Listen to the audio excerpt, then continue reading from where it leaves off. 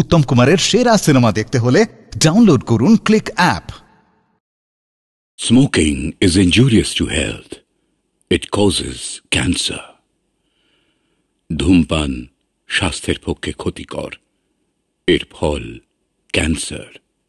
মদ্যপান স্বাস্থ্যের পক্ষে ক্ষতিকর। Consuming alcohol is injurious to health.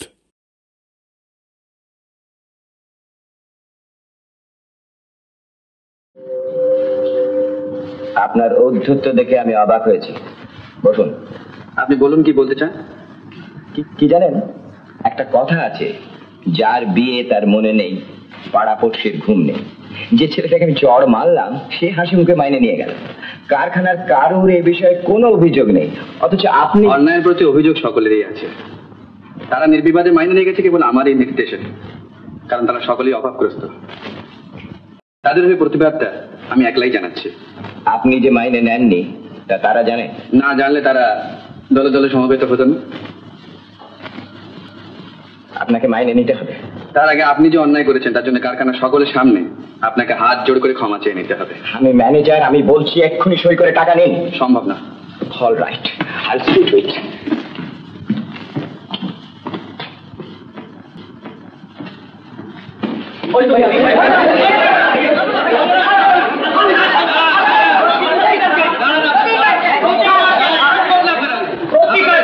বলেছি আপনারা শান্তভাবে থাকবেন। ওকে যেতে দিন। যেতে দিন ওকে।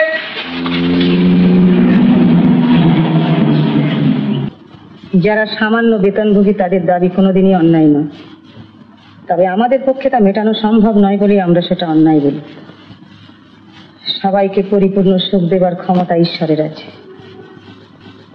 মানুষের নেই। আগে ঠিকই বলেছেন। এই দেখুন না, কালকেই একটা ঘটনা ঘটেছে। মানে কিন্তু রজত ফ্যাক্টরির চিফ ইঞ্জিনিয়ার, তার তো কোনো অভাব অভিযোগ নেই।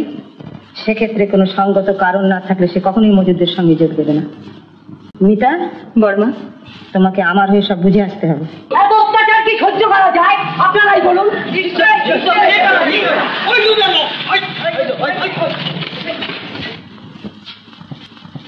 কি ভেবেছেন আপনারা? হতে পারে আপনাদের টাকায় ফ্যাক্টরি। তবু বলছি বেরিয়ে যান, বেরিয়ে যান এখান থেকে।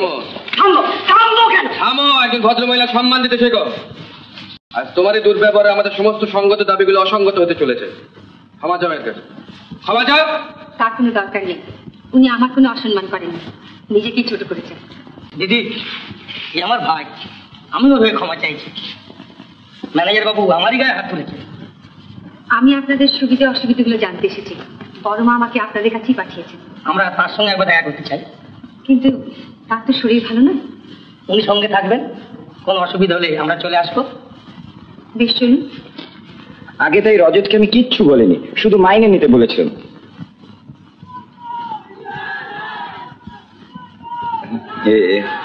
ওই ওরা আসছে। ওরা কি চায় তুমি দেখো আগে।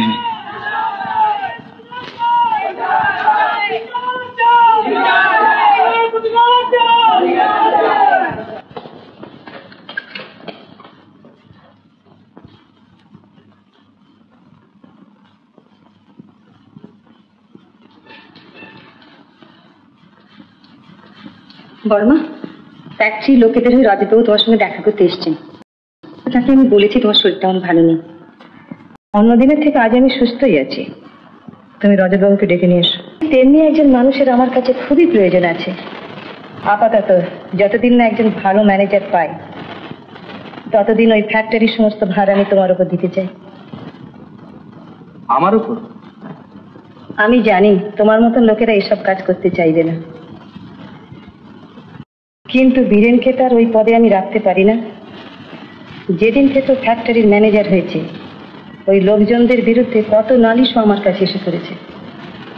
কিন্তু আজ যখন তারা এখানে এসে হাজির, তাদের কাছেও দাঁড়াবার সাহসটুকু নেই। মিতা, বীরেনকে ডাকো তো। বীরেনবাবু? হ্যাঁ, তোমার এই ঘরে লুকিয়ে আছে। আমার ঘরে? হ্যাঁ, যাও তাকে ডেকে নিয়ে এসো।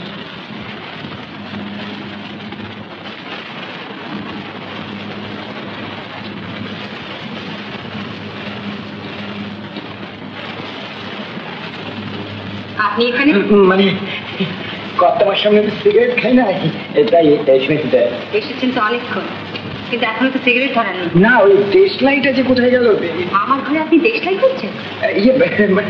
আপনি জানেন এটা আমার শোবার ঘর, আপনার এই ঘরে আসা অন্যায় হয়েছে। আসুন আমার সঙ্গে।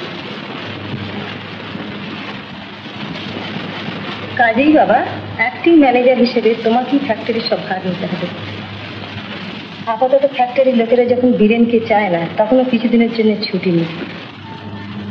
ফ্যাক্টরি ছাড়া স্টেটেরও অনেক কাজ আছে। আগে হ্যাঁ, সেই ভালো।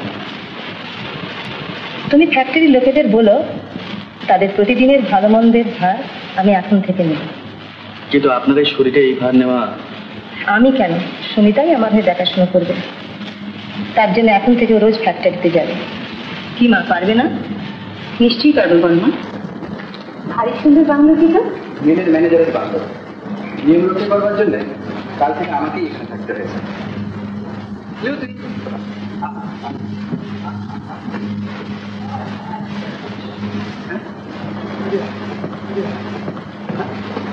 তোমার কি সুন্দর, কোথায় পেলেন?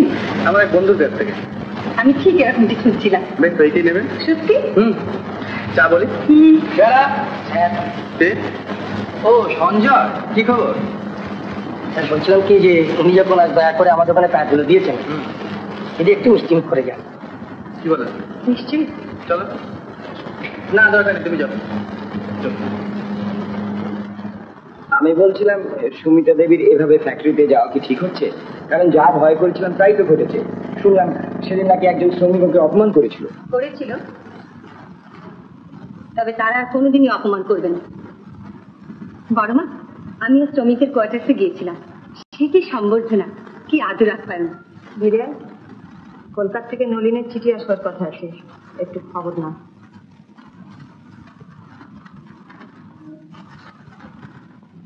ওটা কে দিল? রাজেশ বাবু আমাকে দিলেন। ছেলেটিকে দেখেই মনে হয় বিশ্বাস রাখা যায়।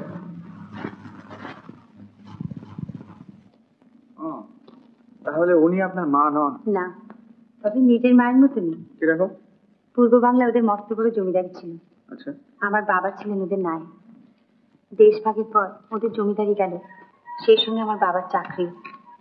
তবে কলকাতায় আসবার পরে বড়মা আমাদের পরিবারকে নানাভাবে সাহায্য করেছে।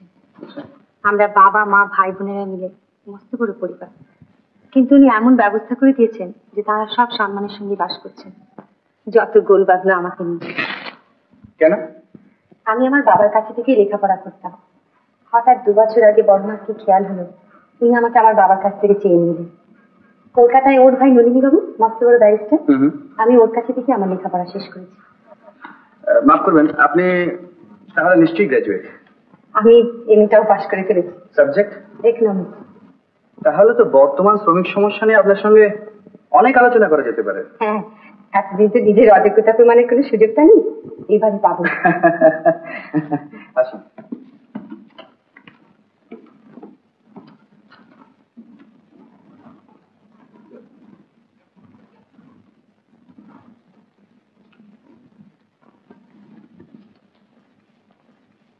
বাহ, আপনার তো বেশ ভালো কালেকশন। বাক্সের ক্যাপিটালও আছে দেখছি। শুধু আছে নয়, ওর জন্য আমাকে বহু পরিশ্রম করতে হয়েছে। জনপ্রবাদ আছে, লোকে বইটি ঘরে রাখে কিন্তু দুর্বোধ্য বলে পড়ে না। সেই দুর্নামের হাত থেকে বাঁচবার জন্য আমি বইটি পড়ে শেষ করেছি। স্বীকার করছি, বইটা আমার এখনো পড়া হয়ে ওঠেনি। ওমা, শয়ের এই বইটাও রয়েছে, দ্য ইন্টেলিজেন্ট ওম্যানস গাইড।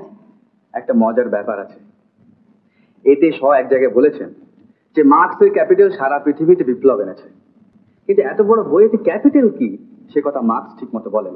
তাই নাকি? অবশ্য শেষে শ এক জায়গায় বলেছেন যে ব্রিটিশ ইকোনমিস্ট স্ট্যানলি জেমসের কাছ থেকে জানতে পারেন যে ক্যাপিটাল ইজ দেয়ার মানি, অর্থাৎ উদ্বৃত্ত টাকাটাই হলো ক্যাপিটাল।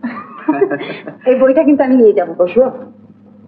বাহ, আপনি তো বেশ লোক, যখন যা চাইছি তাই একেবারে মুক্ত হস্তে দান করছেন।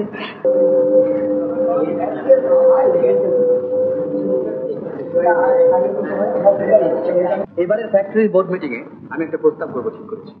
প্রস্তাবটা হলো এই যে প্রতি বছর আমাদের ফ্যাক্টরি থেকে যে পরিমাণ উৎপাদন হয় তার চেয়ে বেশি উৎপাদন যদি আমাদের ফ্যাক্টরির ওয়ার্কাররা শিডিউল ওয়ার্কিং আওয়ার্সের মধ্যে কমপ্লিট করতে পারে তাহলে সেই অতিরিক্ত উৎপাদনের লাভের যে অংশটা সেটা ওয়ার্কারদের বেনিফিটের কাজে ব্যয় করা হবে। কিন্তু ডিমান্ড অনুযায়ী সাপ্লাই হবে তো?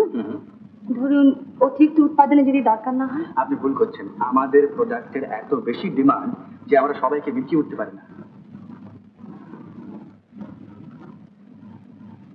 তাহলে আপনি বলছেন অতিরিক্ত লাভের টাকাটা শ্রমিকদের উপকারে ব্যয় করা হবে, রাইট? কৃষি ওদের ঠিক উপকার হবে সেটা ওদেরই ভাবতে দিন না। মানে আমি বলছি টাকাটা বোনাস হিসেবে দেওয়া হোক।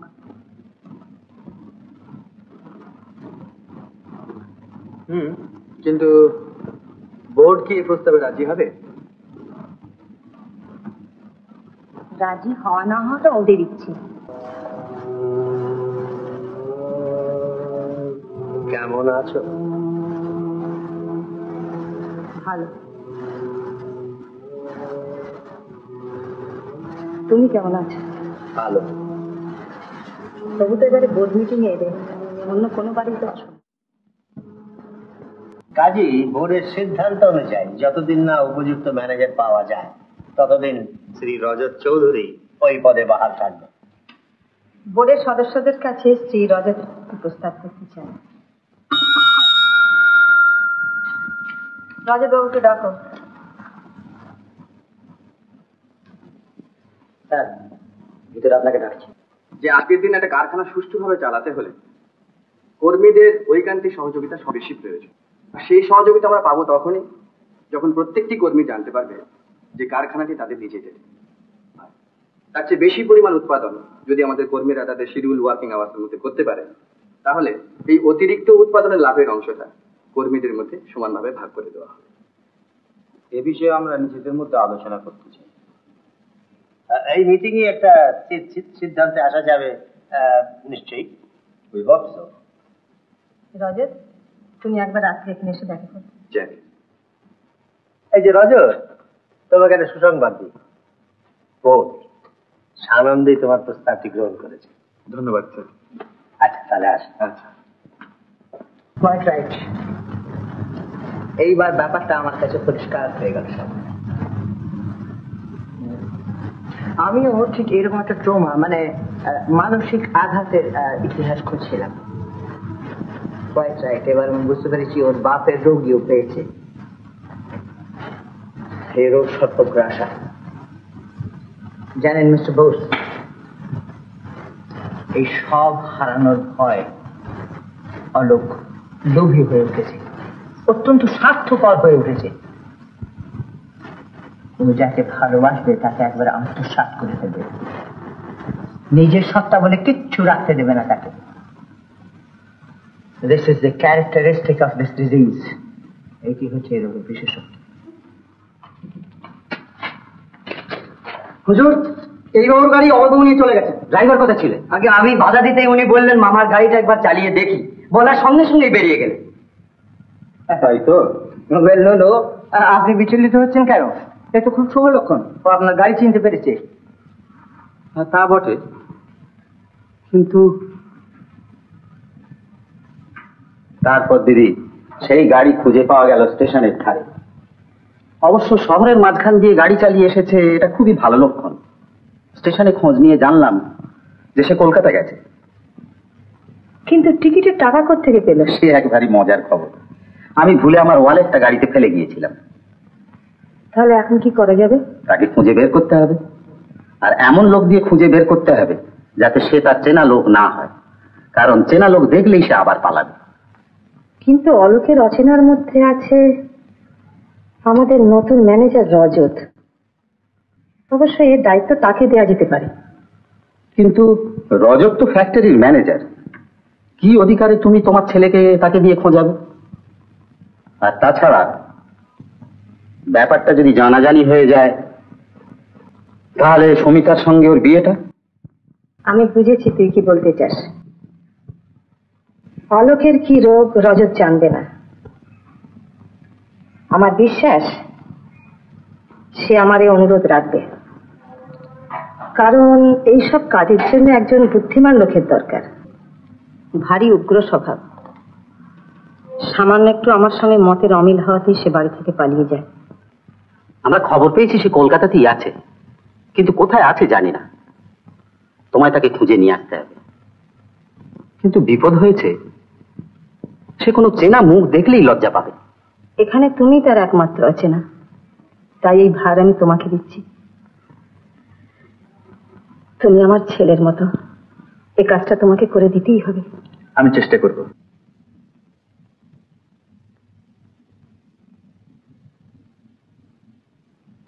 বেশ, আপনার নাম লিখে রাখলাম। রুম খালি হলে আমি আপনাকে জানাবো। দেখুন,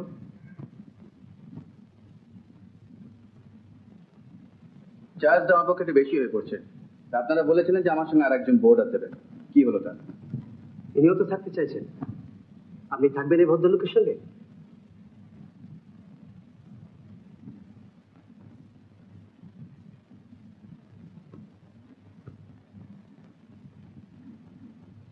আমার কোনো আপত্তি নেই, ওর যদি কোনো আপত্তি না থাকে। আমার ওই এক কথা, যদি আপনার কোনো আপত্তি না থাকে।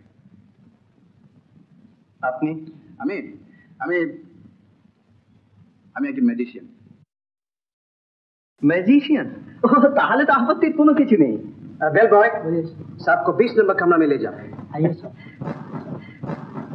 আপনি এগোন, আমি আসছি। আচ্ছা।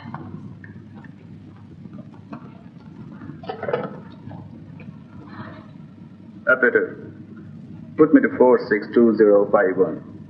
Yes, please. ভেবেছিলাম 7 দিনের মধ্যেই ফিরব, কিন্তু এক বিরাট অনিশ্চয়তার মধ্যে পড়েছি। একটা কাজের ভার নিয়ে এসেছি, সম্পন্ন করেই যাব, কিন্তু তবু মন পড়ে রয়েছে রাঘবপুরে। এমন করে কোনো একটা জায়গাকে কখনো ভালোবাসেনি। ফ্যাক্টরিতে কত জায়গায় আছে, কিন্তু কেন জানি না। যা হোক, যত তাড়াতাড়ি বাড়ি ফিরছে। রাগ করবেন না, এটি রজত।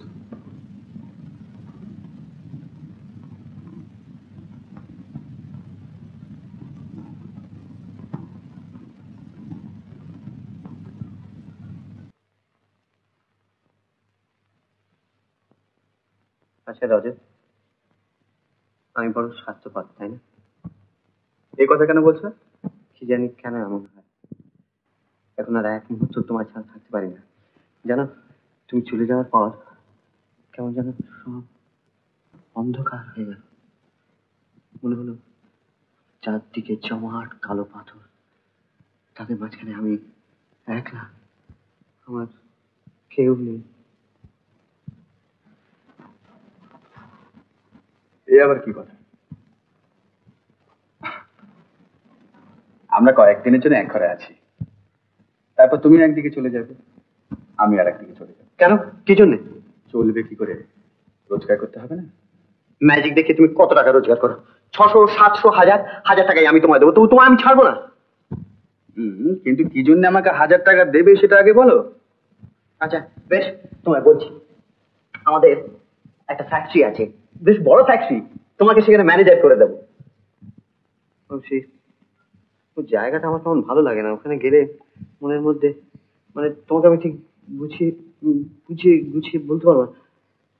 যাই হোক, মোট কথা, ওখানে গিয়ে আমার ভালো না লাগলে আমি তখনই চলে আসবো, আর তোমাকে ম্যানেজারের চাকরি ছেড়ে আবার ওই ম্যাজিক দেখাতে হবে। আমি অবশ্যই তোমার অ্যাসিস্ট্যান্ট হয়ে থাকবো। মা, কি চমৎকার ছেলে এই রজত, যাকে তুমি আমায় আনতে পাঠিয়েছিলে। খুব ভালো লেগেছে না? নিশ্চয়ই, আরে প্রথম আলাপেই তো আমরা একবারে ভীষণ বন্ধু হয়ে গেছি। বলছি তো, আমরা দুজনে ভীষণ বন্ধু।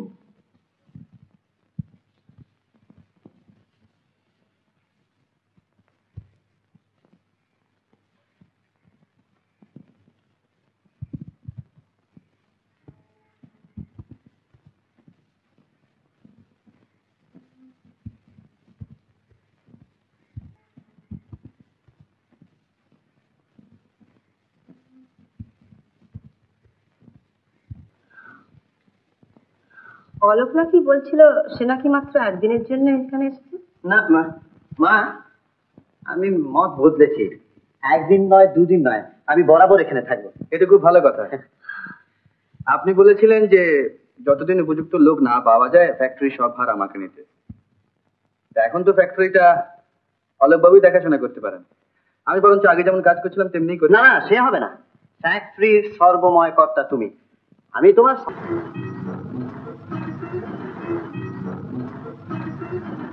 সত্যি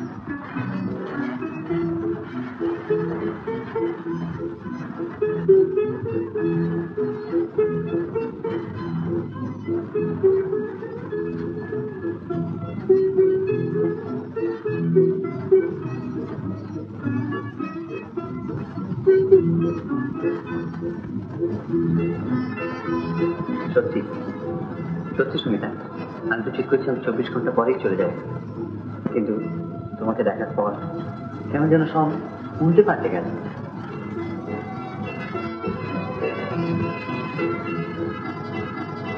এইটা কি দেখে ফেলেছে?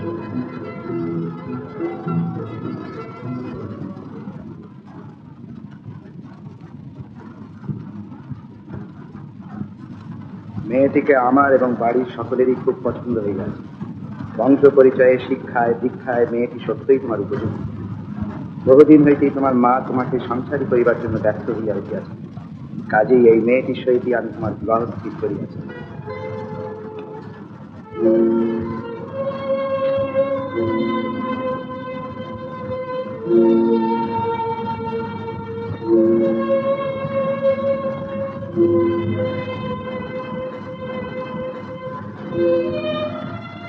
এ তো আনন্দের কথা। হ্যাঁ, বাবার কাছে।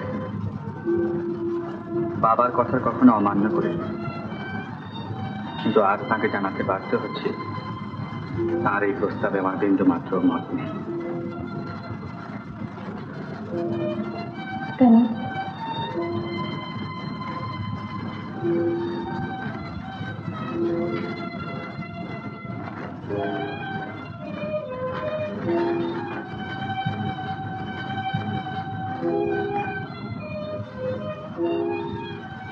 কেন বোঝো না?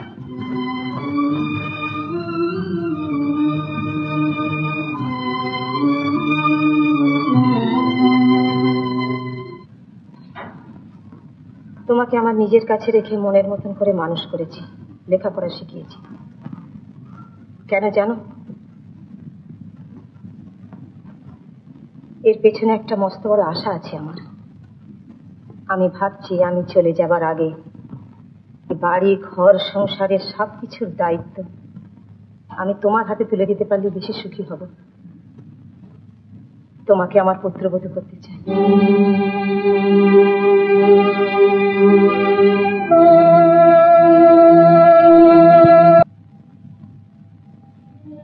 বলো রজত, তুমি বলো আমি এখন কি করবো? সুখ বলো, স্বাচ্ছন্দ্য বলো, কোনো কিছুরই অভাব নেই ও বাড়িতে। কিন্তু তা সত্ত্বেও এতদিন কোনো প্রাণের সার আমি ওখানে পাইনি। যখন তোমার সঙ্গে আমার প্রথম দেখা হলো, তখন যেন আমার জীবনের রথদ্বার খুলে গেল। ওদের কাছে আমি যা কিছু পেয়েছি তা আমি কখনোই অস্বীকার করব না, কিন্তু ও বাড়ির পুত্রবধূ হয়ে আমি তোমাকে কি করে অস্বীকার করব?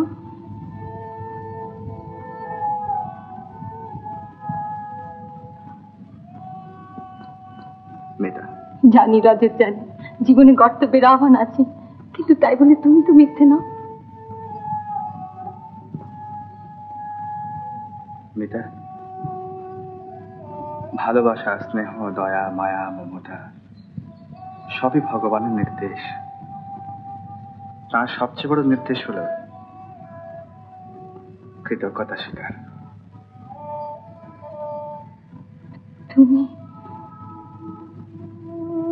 তুমি এই কথা বলছো?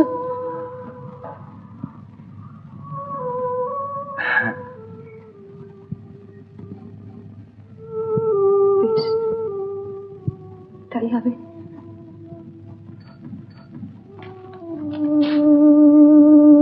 না, কি করে সম্ভব? মিথ্যে অভিনয় মাঝখানে দাঁড়িয়ে আমি যখন ঘর করব, সংসার করব, তখন তুমি আমার কাছে থাকবে, আমি সহ্য করতে পারবো না। আমি কিছুতেই সহ্য করতে পারবো না। তুমি আমায় কথা দাও, তুমি চলে যাবে, তুমি এখান থেকে চলে যাবে।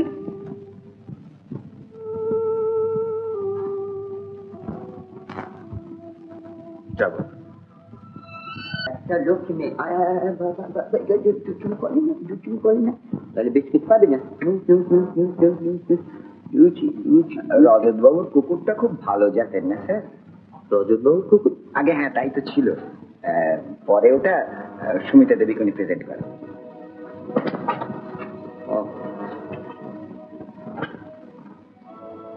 আচ্ছা বীরেন, রজত বাবু হঠাৎ এখান থেকে চলে গেলেন কেন? অন্য কোথাও ভালো চাকরি পেয়েছেন বুঝি? আগে এর চেয়ে ভালো চাকরি একটা পাবেন বলুন, তবে এটাও তো হঠাৎই পাওয়া। হ্যাঁ, হঠাৎ হলে অস্বীকার করতে পারো না যে রজত বাবু যোগ্য লোক। আগে না, তা কি করে অস্বীকার করবো? তবে হ্যাঁ, লেডিস হ্যান্ডকাচিফ সুমিতা দেবী কাল রাতে রজত বাবুর ওখানে গিয়েছিলেন তো? রাতে? আগে হ্যাঁ, একটু বেশি রাতে। বেরিয়ে যাও, গেট আউট আউটসাইড।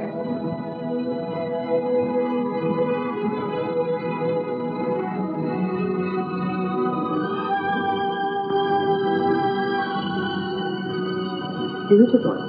তোমার এরকম দেখাচ্ছে?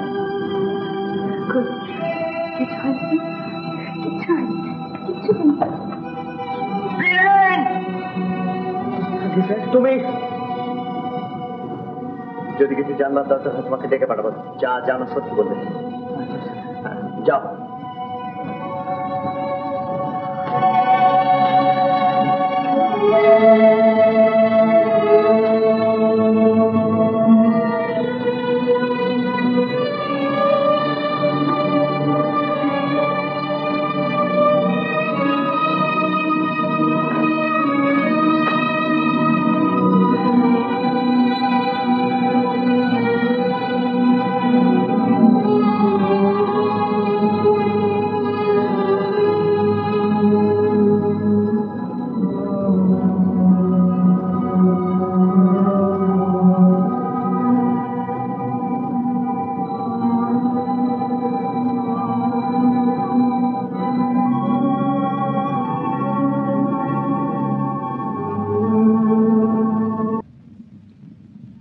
রজত বাবুকে 7 দিনের জন্য আপনাদের মাঝখানে নিয়ে এসেছিলাম, কিন্তু বহু অনুরোধ করা সত্ত্বেও তিনি আর থাকতে রাজি হলেন না।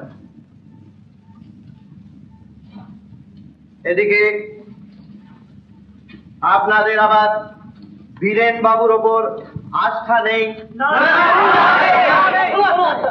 তাই সুমিতা দেবীকে। বেশ, তাই হবে।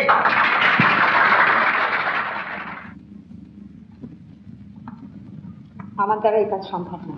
কেন নয়? কি কাজ কে করলে? দাঁড়াও, আগে আমার কথা জবাব দাও। মিলের ভার নেওয়া তোমার পক্ষে সম্ভব নয় কেন? সত্যি করে বলো, রজতের সঙ্গে তোমার কি সম্পর্ক ছিল?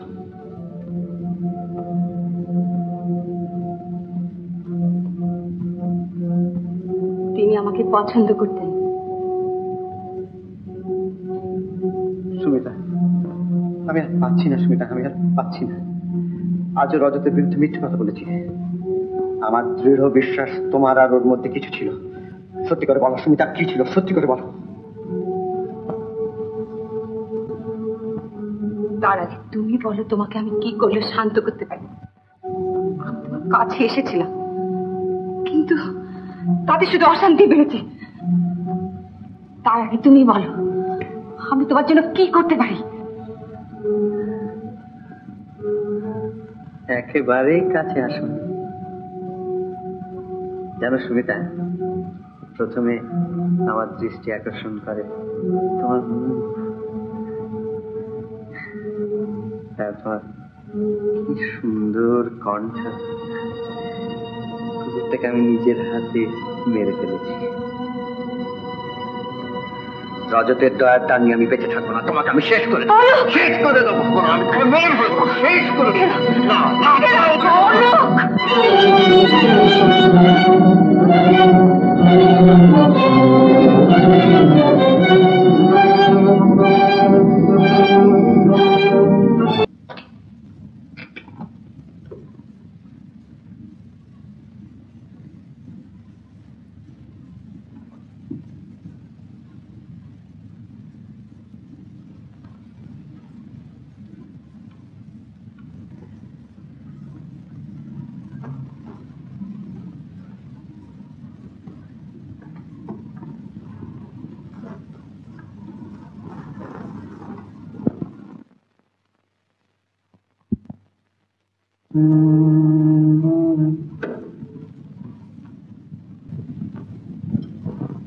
বাবু, লাঘবপুর থেকে টেলিফোন এসেছে।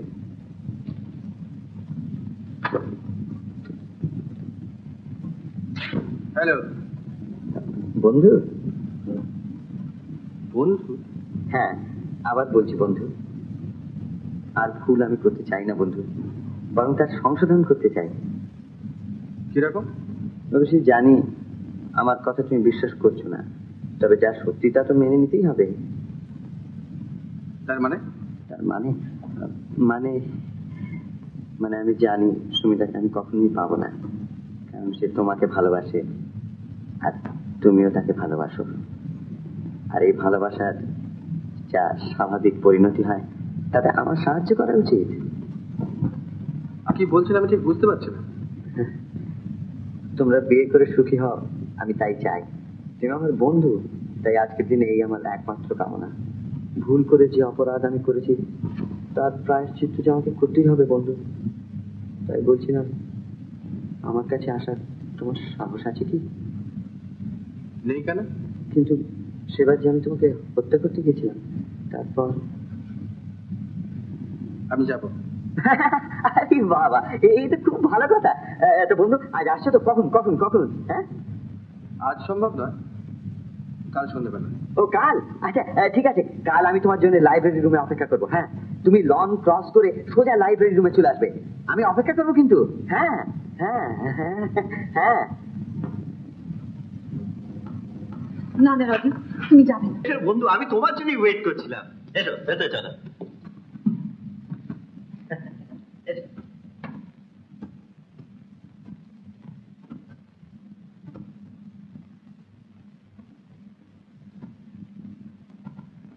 এসো, দেখবে এসো, দেখবে এসো। কি ব্যাপার এত গয়না? সুমিতার জন্য। মানে মা সুমিতাকে দেওয়ার জন্য সব ঠিক করে রেখে দিয়েছিলেন। ভালো কথা, তোমাদের বিয়ের কথা কিন্তু মাকে বলেছি, মা তো শুনে একেবারে সানন্দে মেনে নিয়েছেন। মায়ের সঙ্গে একবার দেখা হবে? হ্যাঁ নিশ্চয়ই, মানে তবে আজ নয়, হ্যাঁ বিয়ের পর। বন্ধু, এগুলো কিন্তু তোমাকে নিয়ে যেতে হবে। মানে? মানে মানে বিয়ের দিন সুমিতাকে গয়নাগুলো পরিয়ে দিও বন্ধু। সুমিতা যেন কোনোদিন জানতে না পারে যে গয়নাগুলো আমি দিয়েছি।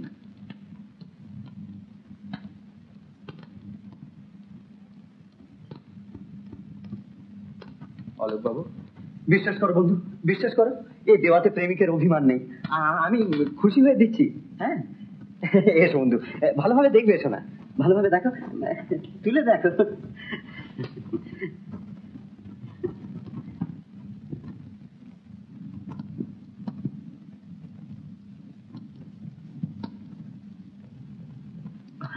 তোমার নিরাপত্তার জন্য আমি ওটা ওখানে রেখেছি।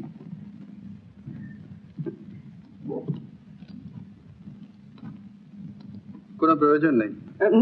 তবু আচ্ছা বন্ধু, এই গয়নাগুলি তুমি নিয়ে যাও। হ্যাঁ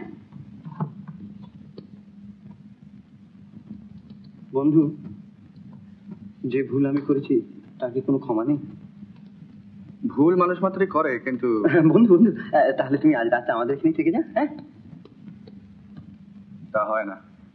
তার মানে তুমি আমাকে বিশ্বাস করো না? তুমি আমাকে অবিশ্বাস করছো? তুমি আমাকে অবিশ্বাস করছো? দাদা বাবু, কে? আমি কাউকে ডাকিনি, যা।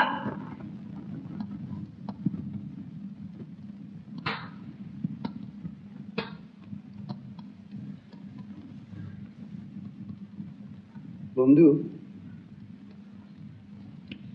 আমি জানি তুমি হয়তো আমায় অবিশ্বাস করো না, কিন্তু আজ রাত্রিরে তুমি এখানে থাকলে সুমিতা শান্তিতে থাকবে না।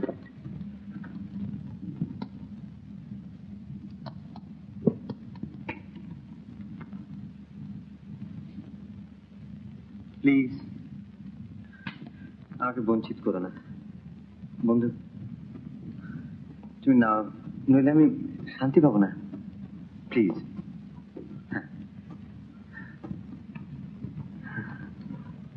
তুমি যখন আমার এখানে থাকবেই না, যাও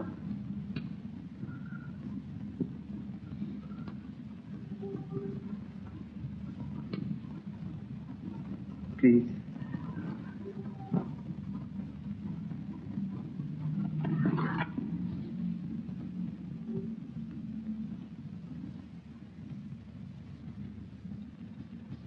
গুড নাইট বন্ধু। Good night. Good night.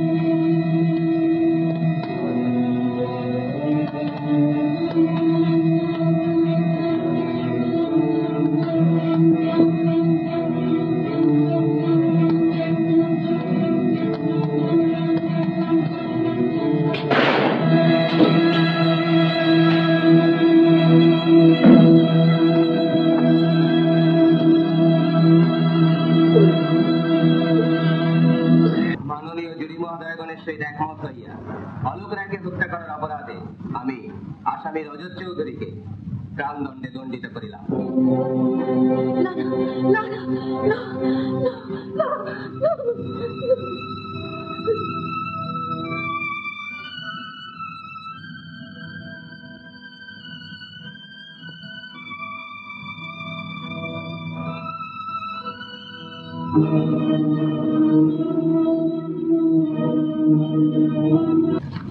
কিন্তু এত বড় একটা মামলার বিচারের সময় আপনি ছিলেন কোথায়? আনফরচুনেটলি আমি সে সময় বিদেশে গিয়েছিলাম। গতকাল ফিরে এসে এই কেসের রায় সম্বন্ধে শুনি, তারপরে এই পুরনো কাগজ দেখে আমি ছুটে আপনার কাছে এসেছি। কিন্তু সাক্ষী, সাবুত, প্রমাণপত্র, জুরি, জজ সবাই ভুল করলো। না না না না, এই কেমন করে সম্ভব হয়? মিস্টার সুপারিনটেন্ডেন্ট, ক্ষেত্র বিশেষে এটা কিছু অস্বাভাবিক নয়। এমন দৃষ্টান্ত আছে যেখানে নির্দোষী ও দোষী সাব্যস্ত হয়েছে। কিন্তু আপনার ওই কথার সপক্ষে তেমন কোনো প্রমাণ তো আপনি দিতে পারছেন না। প্রমাণ আছে মিস্টার সুপারিনটেন্ডেন্ট, প্রমাণ আছে, আর আমি সেটাকে জোগাড় করবো।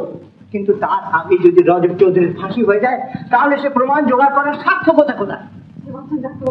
আপনি বিশ্বাস করুন, আমার স্বামী নির্দোষ। আপনি বাঁচান ডাক্তারবাবু। স্থির মা, স্থির হও। আমিও জানি তোমার স্বামী নির্দোষ। আজ আদালত সার্কামস্টান্স এভিডেন্সের উপর বেস করে তাকে দোষী সাব্যস্ত করলে আমার বিশ্বাস সে নির্দোষ। মিস্টার সুপারিনটেন্ডেন্ট, দেখুন, এই মেয়েটি আর তার সব কিছু হারতে বসেছে। এর মুখের পানে তাকে একবার আমাকে রজত চৌধুরীর সঙ্গে দেখা করতে দিন। দেখুন, এভাবে চেঁচালে তো কোনো ফল হবে না, আর শুধু অনুমানের উপর নির্ভর করেও তো আর নির্দোষিতা প্রমাণ করা যায় না। তুমি কেন এসেছো? তোমার আশা এখনো পূর্ণ হয়নি? তুমি কি চাও? তোমাকে বিবাহের পূর্বে যে নামে ডেকেছি, আজ আবার সেই নামে ডাকছি। আমার চোখে তুমি সেদিনের সুমঙ্গলাই আছো, এ কথা মনে না হলে তোমার কাছে আজ এইভাবে আসবো কেন?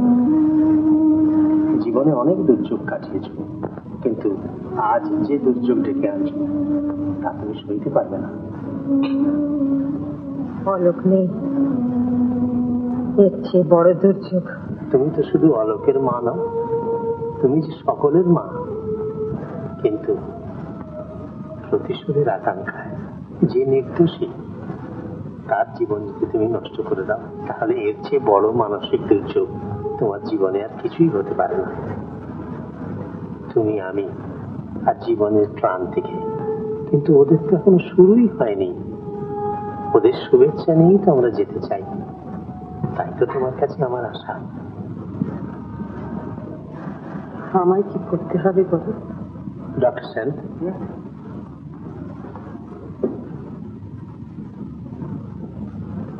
একে বলো। তিনি আত্মহত্যা করেছিলেন। আত্মহত্যা করেছিলেন? কারণ? কারণ অভিমান।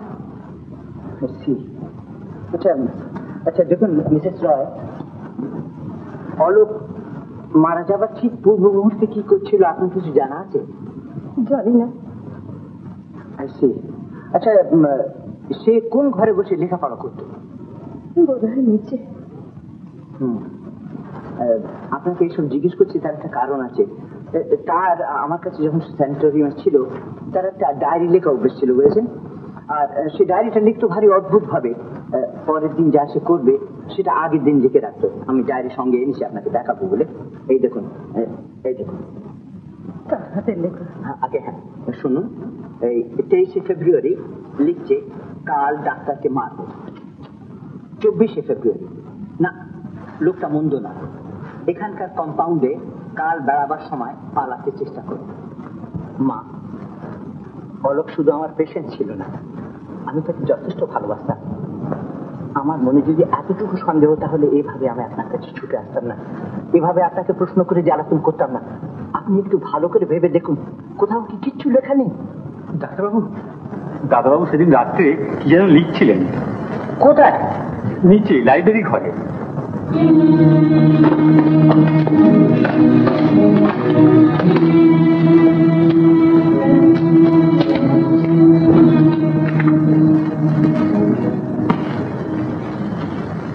সুমিতাকে রজত বিয়ে করবে অসহ্য, রজতের স্ত্রী হয়ে সুমিতা সুখে ঘর সংসার করবে, এর আমি কিছুতেই ভাবতে পারছি না।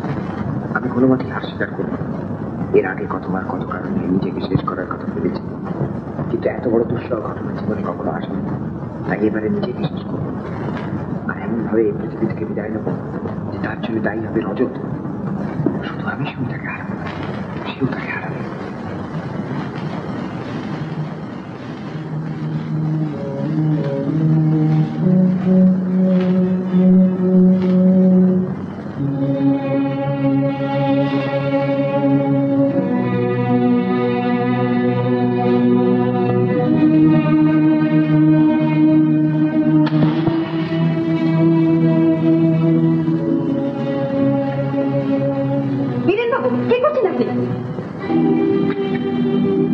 রজতের নির্দোষিতার একমাত্র প্রমাণ চালিয়ে দিচ্ছি। না না দিন, ওটা আমাকে দিন।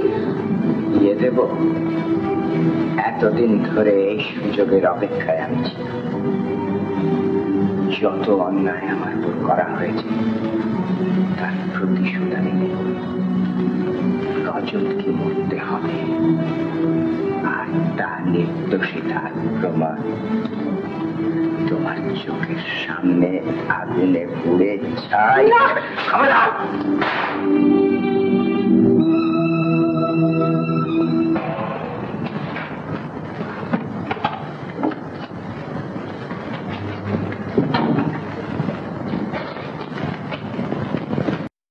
এই প্রমাণের উপর নির্ভর করে ডিস্ট্রিক্ট ম্যাজিস্ট্রেট যদি জেল সুপারিনটেন্ডেন্টকে একটা ফোন করেন, তাহলে কালকের মতো ফাঁসিটা বন্ধ করা। হ্যাঁ হ্যাঁ। কোথায় গেছে? তিনি আজ দুপুর বেলায় পুলিশ সাহেবের সঙ্গে দেবীপুরে তদন্তে গেছে। দেবীপুর? সে তো এখান থেকে প্রায় 30 মাইল। হ্যাঁ হ্যাঁ, তবে আজ সন্ধ্যাবেলায় তার ফেরার কথা। সন্ধ্যাবেলা কি? আর তো মাঝে মাত্র 13 ঘন্টা সময় বাকি। তাহলে চলুন দেবীপুরই যাই। হ্যাঁ তাই চলুন। Thank you very much.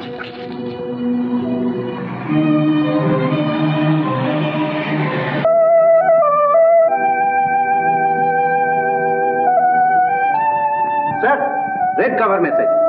Red cover message? Yes sir. এই দেখি।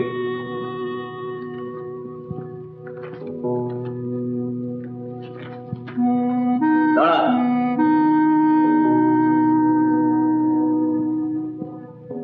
আসামিকে নামিয়ে নিয়ে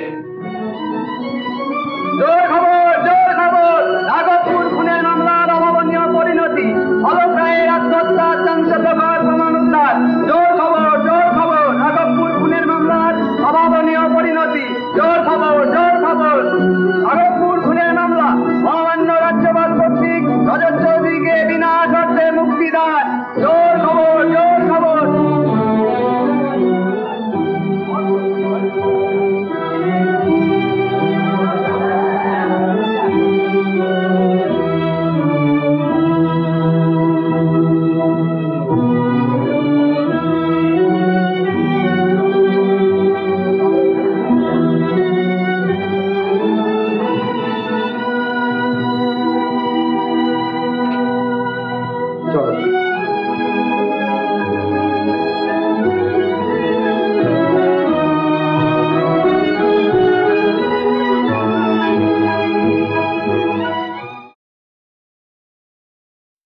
উত্তম কুমারের সেরা সিনেমা দেখতে হলে ডাউনলোড করুন ক্লিক অ্যাপ।